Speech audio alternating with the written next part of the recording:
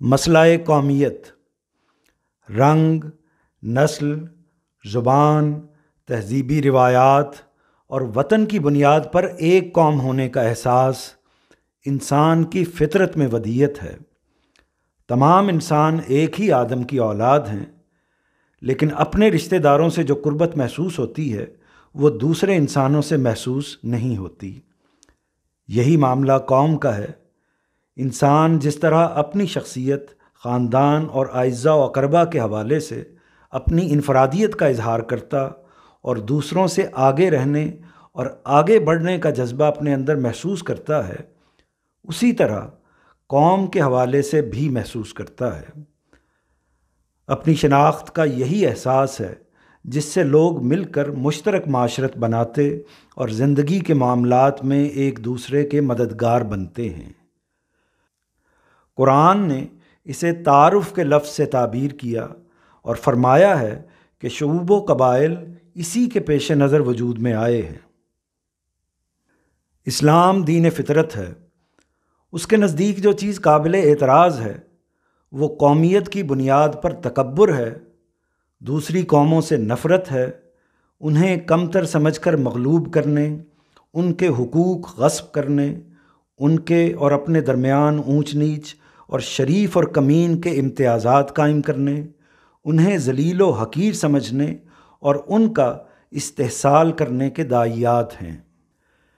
اس میں شبہ نہیں کہ ان میں سے ہر چیز کو وہ انتہائی نفرت کی نگاہ سے دیکھتا اور انسانیت کے خلاف بدترین جرم قرار دیتا ہے، لیکن قومیت کی نفی نہیں کرتا، بلکہ اس کی ان تمام بنیادوں کو تسلیم کرتا ہے جو علم سیاست میں بالعموم اس کے لیے بیان کی جاتی ہیں۔ قوموں کے مابین مسابقت کے جذبے اور زندگی کے مختلف شعبوں میں اس کے شائستہ اظہار پر بھی اسے کوئی اعتراض نہیں ہے۔ مسلمانوں کے مختلف گروہ اگر اپنی قوم کے حوالے سے اپنا تعارف کرائیں، حقوق کا مطالبہ کریں یا اپنی کوئی الگ قومی ریاست قائم کرنا چاہیں تو اسے بھی وہ ناجائز نہیں کہتا۔ لہٰذا یہ نقطہ نظر کہ اسلام میں قومیت کی بنیاد بھی اسلام ہی ہے، کسی طرح درست قرار نہیں دیا جا سکتا۔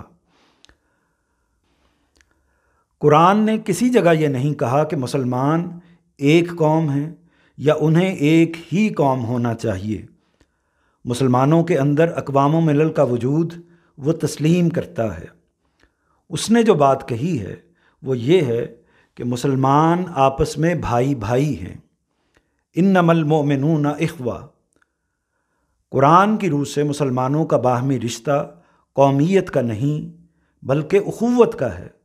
وہ 10 ریاستوں اور 20 ممالک میں تقسیم ہونے کے باوجود ایمان کے رشتے سے ایک دوسرے کے بھائی ہیں۔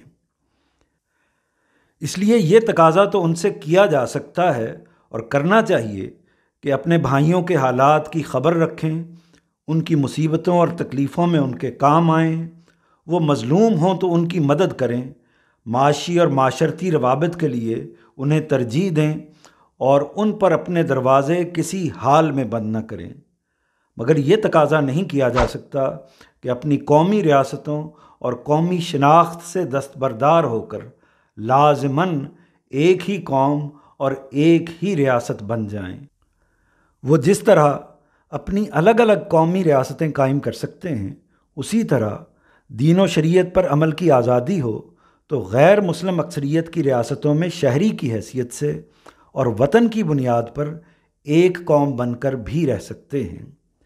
ان میں سے کوئی چیز قرآن و سنت کی روح سے ناجائز نہیں ہے۔